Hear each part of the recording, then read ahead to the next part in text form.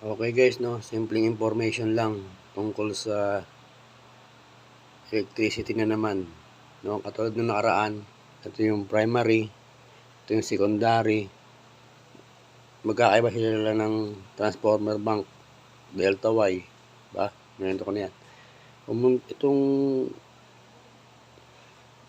primary, pumunta to ng tension line. Ito yung pumunta ng distribution line. Pumunta ng mga building, ng mga residential, di ba? Kasi ito pumunta po siya ng distribution panel, breaker, sa mga breaker. Triple yan. Triple 4 wire. Para maging 4 wire niya, itong ground. Triple yan. Tapos dalawang number. Ito, small appliances. Number 1, small appliances, 2 pole, 220. Number 2, 1/4 horsepower motor, 220, 3 phase. 3 phase, tatlong breaker yan.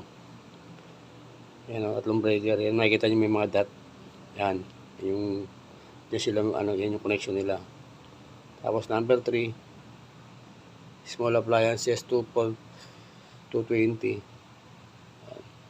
Number 4, electric stove, 20 ampere. Tapos ito yung number 5, lighting, 1 volt, 127 volts. Yan, number 5. Ito. Isang breaker lang siya. 1 pulsar breaker. Yun siya, tapos connect yan sa line to neutral. Yan. 127. Pero line, pag ginawa mo yung line voltage siya, magiging 220 pa rin siya. Kaya ingat. Number 6. Lighting ulit. Ganun pa rin siya. Thank you.